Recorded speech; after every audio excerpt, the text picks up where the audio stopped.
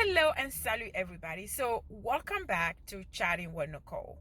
I was getting caught up on the news, and you know how it's never a dull moment. And I came across this news, this this information, and I know it's been a few days ago.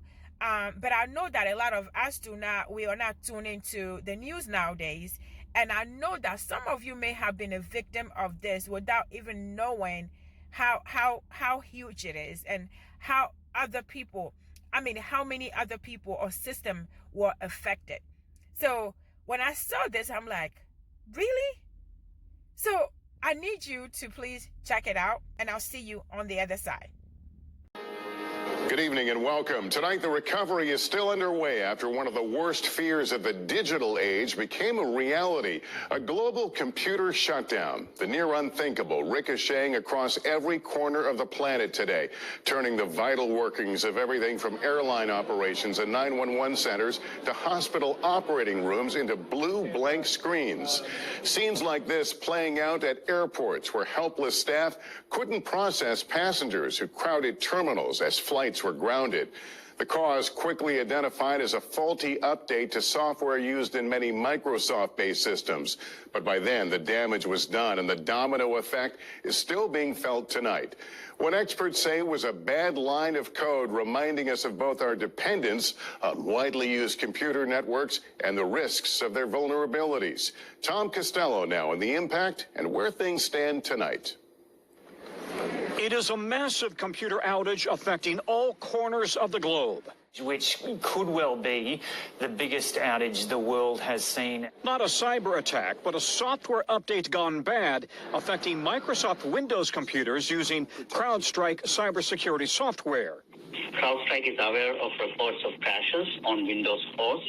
Among the first affected, Global Airlines, their screens suddenly showing the so-called blue screen of death, from Thailand to Portugal, Spain to Scotland.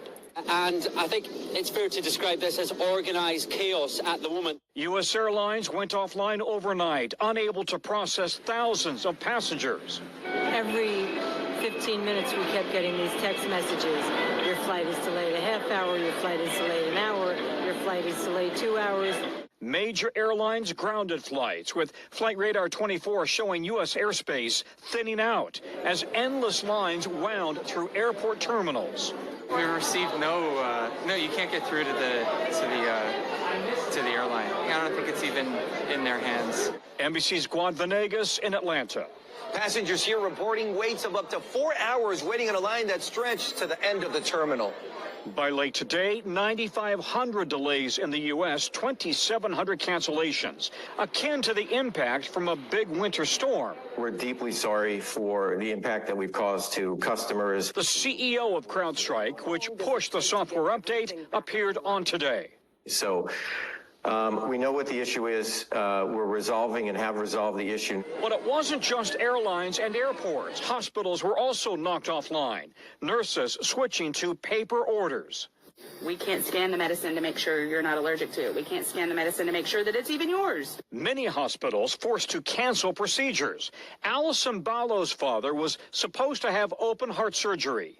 They called and said that due to a global IT outage, they had to reschedule the surgery. Also affected banks, 911 systems, trains, buses, and subways, retailers, FedEx and UPS, court systems, and driver's license offices.